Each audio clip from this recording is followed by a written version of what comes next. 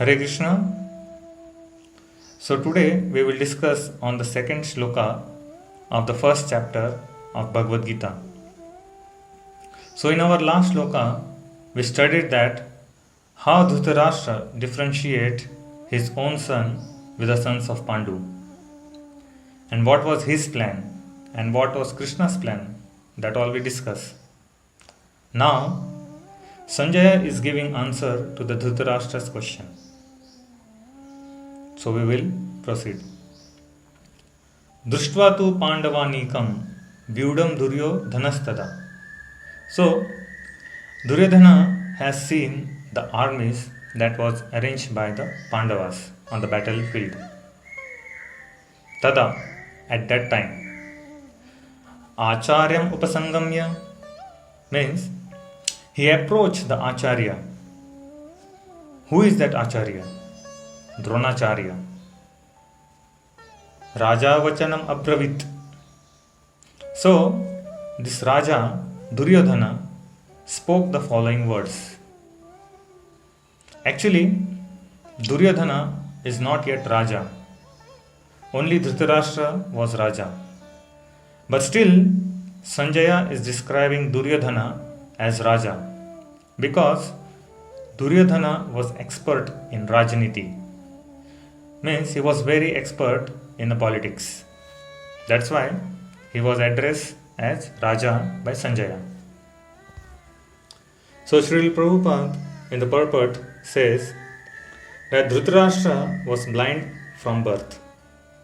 Unfortunately, he was also blind of the spiritual vision.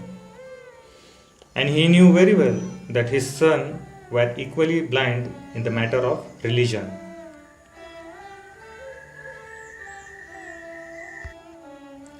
And he was sure that his son will never reach to an understanding of the Pandavas, who were all very pious from their birth. Therefore,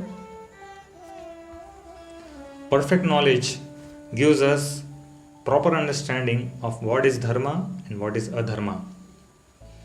So, when we read spiritual books and take association of pure devotees, then we can know that how to live properly, perfectly in this material world. So those people who don't read religious book like Bhagavad Gita daily, they cannot see God or they cannot understand God, even if he is in front of you. Just in this case, Dhritarashtra was knowing that his son were not religious, but still he was supporting them because of attachment, falsely attachment. So in our life, a father plays a very important role in a family.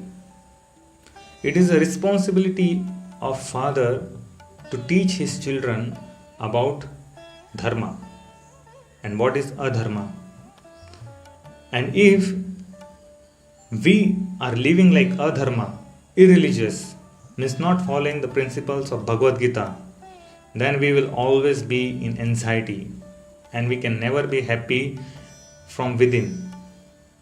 But on other hand, devotees of the Lord who are always happy within themselves. So here, now in a very political way, Duryodhana will describe to his Acharya. Now what he is going to describe, that we will see in next shloka.